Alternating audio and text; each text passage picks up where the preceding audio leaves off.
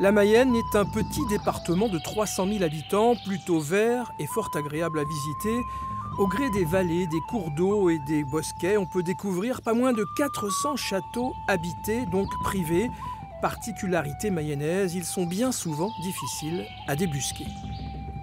Ils sont complètement cachés, ce qui est d'ailleurs assez paradoxal, puisque à l'époque où on construit un château, l'objectif d'un château, c'est bien d'être vu.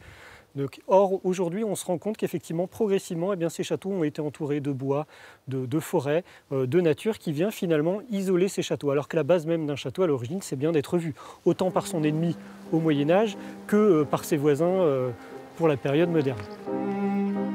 Mais pourquoi autant de châteaux? Quelques-uns datent de la guerre de Cent Ans et de la position stratégique entre Maine, Anjou, Bretagne et Normandie.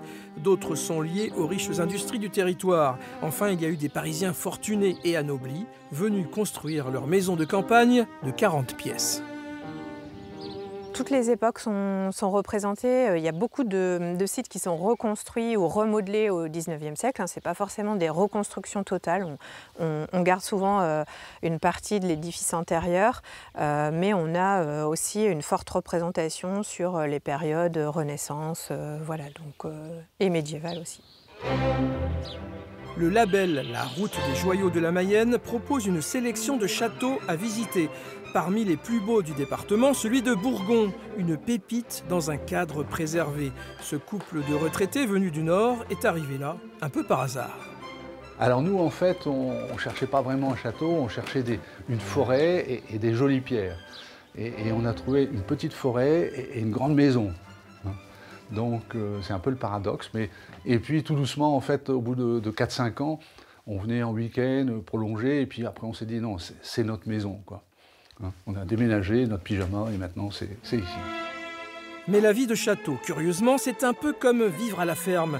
Les grandes et belles pièces remplies de souvenirs sont surtout réservées aux visites et aux chambres d'hôtes. Pour les patrons, ce sera un logis plus modeste, une cuisine, un potager et un verger. Eh bien, elle est parfaite. Alors, qu'est-ce que vous avez fait de bon? Alors, j'ai préparé pour ce midi une tarte au cassis du jardin qu'on a accueilli tout fraîchement et de la rhubarbe que j'ai encore à travailler d'ailleurs. Le château de Bourgon propose également des concerts toute l'année, mais bien d'autres aussi n'hésitent pas à partager leur patrimoine, comme ici aux Arcis, dont les nouveaux propriétaires ont su recréer un magnifique parc version jardin à la française. On est arrivé ici en 2003, on a fait les études en 2008, on a planté en 2010 et maintenant on peut passer à l'ombre de nos arbres, donc on a changé le paysage autour de nous.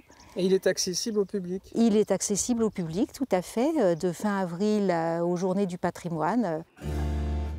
Et pour un réel plongeon dans l'histoire, direction le château de Mayenne, édifice public celui-là, où l'on peut admirer, entre autres, les vestiges d'une construction remarquable.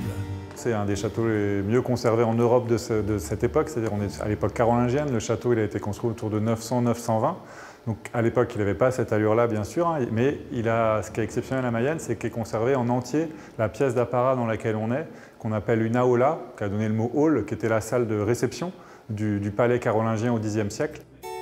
Et pour en savoir plus, vous pouvez aussi profiter de cette exposition baptisée Au fil des châteaux jusqu'au 16 novembre au musée du château de Mayenne.